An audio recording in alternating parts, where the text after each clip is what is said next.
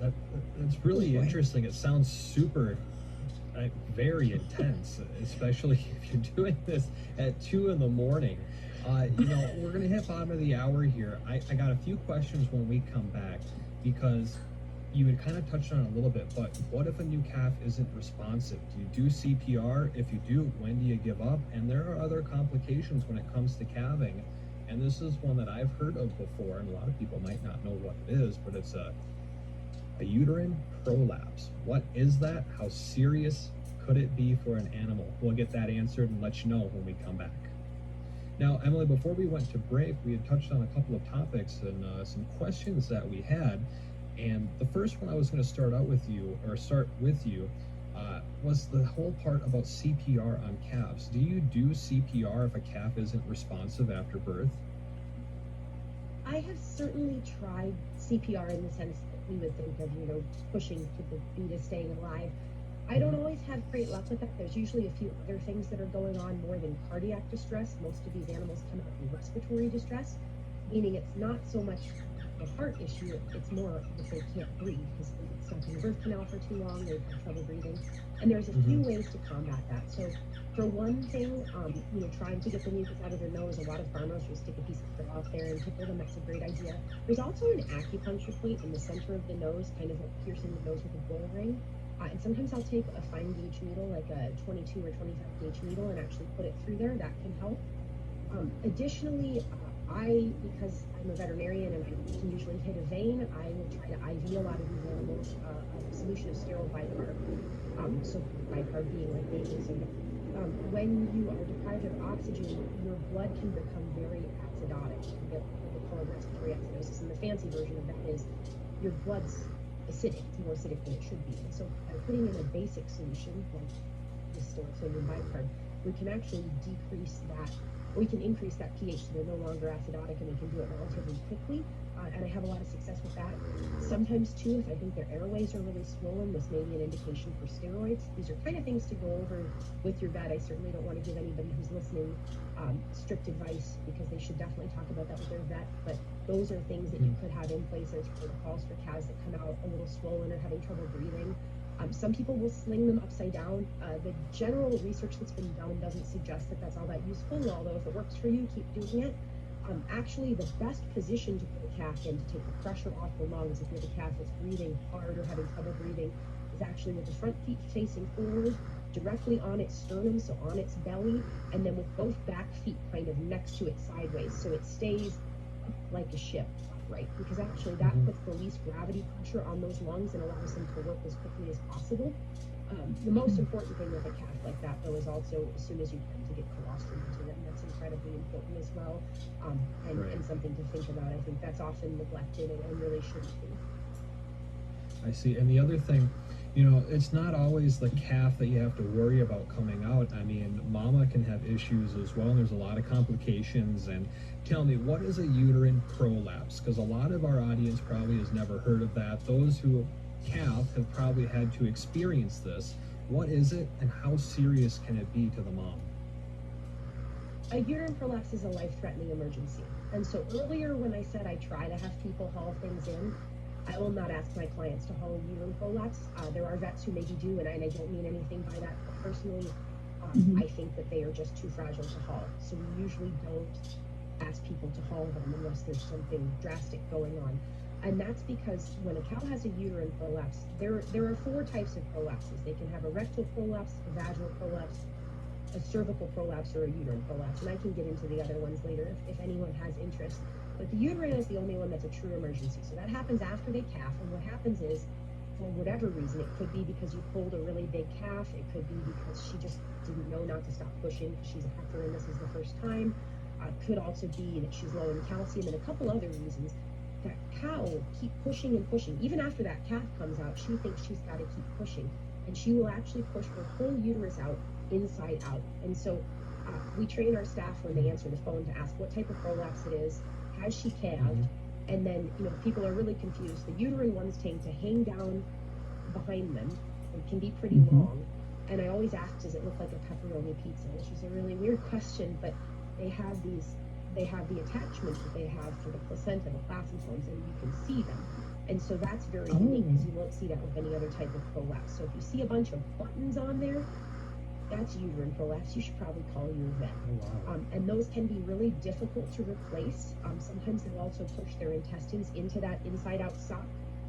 So they can be really difficult to replace. Sometimes they're bigger than me. And I've had a couple of really gnarly ones this year already. It's a very bloody event, to be honest, not to be too graphic on the radio. Well, I could imagine so. The other thing to consider, and it's really scary, is there's a lot of really big vessels in that uterus, because that uterus has been blood supplying this whole calf for all of gestation. Right. So there's these huge vessels that are exposed. If that cow gets upset and ruptures one of those vessels, she can die really quickly. I have a couple of stories about that you probably don't want to hear, but they can die really, really quickly. So it is important to get those replaced. It's important not to get her too worked up. I did actually have a cow a couple years ago that kicked hers because she was upset and actually kicked the whole thing off of her body. And there was nothing anyone could do for her. So it's definitely a serious emergency. It's a good reason to have a good pre-existing relationship with your vet, even if you think that you can pull any calf, and good for you. But uterine prolapses, most people can't replace by themselves. They do take a lot of skill. They also need to have an epidural, and you will not get that prolapse back in because she won't stop pushing. And if you can't place an epidural yourself, it's probably good to have a good relationship with a veterinarian of some sort. So what do you do to fix this? I mean, just simply, do you just push it back in, or what's that look like? It's a tricky business. So first you want to place an epidural so that she doesn't keep pushing it. In addition to that, you want to try to get her to take it back, but at the same time, you don't want to risk poking a hole in it, because as soon as you do, you've taken that external organ we talked about earlier, and now it's pushing material into her abdomen, which could. Well, right. I'd imagine it's fragile too. Incredibly, and depending on how long it's been out, because sometimes people call you and they say, "Oh my God, it just happened. I just pulled the calf. I saw it." Sometimes they go to bed, the calf's out, everything's fine, and then they call you the next morning and they say, "She was fine when I went to bed, and 2 hours later she pushed it out, and now it's been out for 6 hours, and it's full of edema, and it's like the size of half the size of my body." So it's somewhere where sometimes I think people think maybe being small isn't great, but I will tell you, I'm very capable. Dr. Megan, who works with me, who's a couple inches shorter than me, gets them done no problem. It's more a matter of skill than might, especially because if you just try to slam it in there too fast, you will rupture it. So it's a matter of a little bit of convincing her to take it back. You've got that epidural, and you just, for me, I will actually put it on my arm, in the uterine horn, because I'm pretty little, and then I will slowly start rolling it back into her, and it's kind of like an inside-out sock, and you have to slowly roll it back into her. I find kind of working in opposition of when she pushes, I kind of think about that as I do them. But there's still some that I can't get replaced. There are other options for that. So if it starts to rupture, or if you really don't think it's replaceable because it's really necrotic, so if it's really purple in color and it looks like it's maybe not good for her to have it back, there are options. They can be amputated surgically, and that's something I can do as well. The tricky thing is if there's already intestines in it, it makes surgical amputation a lot harder. And that can be really tricky, but amputation is always a reasonable option. And there are areas where people don't have access to veterinarians, and they actually learn to do epidurals and amputations themselves. And I have heard of people doing that successfully on their own as well. It's not necessarily something I would try to push our client base to do, but I know there are parts of this world that are remote enough not to have a veterinarian, and I respect what they try to do right by their animals if they can. So, for those who are listening, and if you didn't hear when we first started, this is Dr. Emily Fox. She's a large animal vet with the Ashley Veterinarian Clinic in Ashley, North Dakota. And by the way, I am thrilled that you are on and sharing all of these things, although I'm pretty sure our two guys in the control room at the studio are maybe a little bit green right now, because this is somewhat new. So that's okay, because this is real world. This is truly what actually happens when this is going on, right? And you're not in a sterile environment. You're like an ER doc, but you're in a barn with hay and manure, and this isn't so easy. So all I can say is, wow. We have way more questions, so we're gonna be coming up on a break here shortly. But before we get to that, something else to ask: how often do you come across twins And then there's the occasional oddity, such as a double-headed calf. Do you see those at all on a regular basis in your practice? So I haven't pulled any twins this year, but they actually just pulled a set of twins in the other room about 2 hours ago. So definitely Okay. has happened. Um, I have heard from other veterinarians that they're seeing a lot of twins this year. I didn't necessarily find that to be true when I was doing some ultrasound earlier this year. We do some fetal age and sex ultrasound for some of our clients fairly early in gestation, and at that point we used to find the twins. And I didn't feel like I saw more than normal. Certainly twins do happen. I have never personally pulled a set of triplets, but I know plenty of people who have. And twins definitely happen. It's important to recognize what you're dealing with. I always say when you go in and you're trying to do a calving, first of all, you need to figure out if you've got the front or the back of the calf. So if it's a front leg, all the joints will bend in the same direction because the wrist of the calf and its knee should bend the same way, right?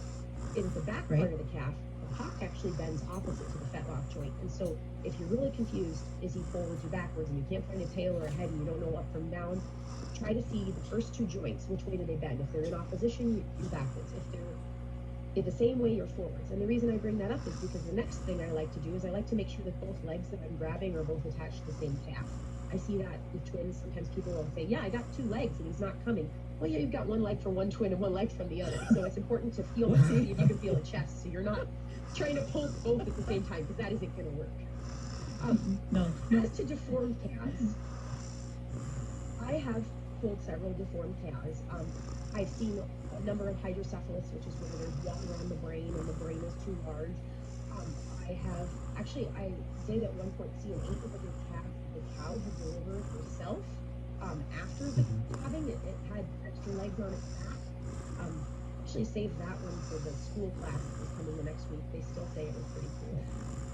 I bet. I have definitely seen those. I've also had the inside-out calves, the schistosomus reflexus. They're not uncommon either. So that's when someone calls and they say, I thought my cow was calving, but there's intestines coming out. And then you say, are they little intestines? Well, sometimes the calf is actually born with its intestines coming outside, and that's a really unfortunate thing that can happen. So do we see deformed calves? Yes.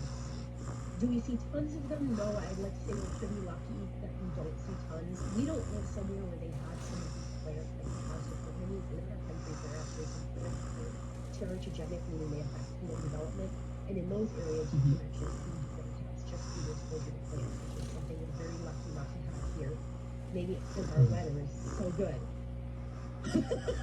That was a nice try at sarcasm. Love the sarcasm. beach day weather. All right, folks. And when we went to break, Emily, we were asking you, what would you say has been kind of your favorite moment or your craziest moment as a full-time large animal vet? Well, I've had a lot of them, and most of my favorite moments are spending time with the producers. That's really a big part of why I do what I do. Earlier, you said something about how I'm doing surgery in barn, and all I could think of is if I'm lucky, because I've had quite a few things that I've done at the end of the rope, in the field, in the hole, in mud. There's nothing worse than trying to put a uterine prolapse in a mud puddle. One time I remember this cow had come to the edge of a dugout and she had prolapsed right next to the dugout, and the whole time I kept talking to her and I said, please don't go any further, because I knew otherwise I was going to be in the water trying to put this prolapse in. I was really grateful she did not go in the water. But I've had a lot of really great moments. Rural practice gives you the opportunity to do something different every day, and I really do all sorts of cool things, which I really enjoy. One of my favorite things that happened a couple years ago, I do a fair amount of hernia surgeries on baby calves. So hernias in people, we talk a lot about scrotal hernias, but in baby calves, a lot of times we see umbilical hernias. I think they do have them in people as well, but to my understanding, they're a lot less common. And that's where the body wall hasn't fully formed, and usually around the area of the umbilical cord, some intestines or omentum, which is just fat from the abdomen, can leak into there and cause this kind of open pouch, and they have to be corrected surgically. It's usually not a terribly hard surgery. It's something I do fairly regularly. But a few years ago, I had someone who I'd never met before call and say, hey, I talked to somebody else and said they don't want to tackle this, but this calf has a hernia on its side. And I said, I don't, really? Are you sure? And they came in, and sure enough, this calf had a hernia in its body wall, but it wasn't in its umbilical area where it should have been developmentally. It was in between the ribs on the side of the abdomen, like the end of the ribs. And I said, I don't know if this is going to really turn out. We don't have mesh here like we're in the human hospital. I don't really know how to fix this. And he said, well, do you want to try? And I said, I always want to try. So I actually did get it replaced. And I took a bunch of nylon suture and I kind of made like an extra bridge between the ribs and kind of made like a fake body wall there. And I found out later that the animal lived. And the gentleman is still our client, so I think he was happy. But that was kind of a crazy thing because it was just something I've never seen. I don't think I've seen it in the literature anywhere. I mean, you can technically have a hernia anywhere, but I wasn't really expecting that to be real. So it was pretty neat, and I was pretty happy that turned out. But honestly, any calving where the calf is alive and the calf comes out live is really rewarding, and it's something that we love. I don't get mad when people call me in the middle of the night because I'm happy we have a live calving. I'm more upset if they wait till 8 o'clock in the morning and they say, oh, I didn't want to bother you, and then the calf is dead. Because that's just sad for everybody. It's sad for the cow too. It is sad for them. But we've had a couple of neat things. A couple years ago too, I think that was last year. Usually if one calf is dead, the other calf is dead with twins, and unfortunately twins get tangled up, and a lot of time they die before we figure out to get them out if they're really tangled and the cow doesn't show any signs. And I had this pretty smelly twin to pull out that was dead a long time. And then I went to pull the second calf, and I thought to myself when I went to pull the second calf, am I losing it?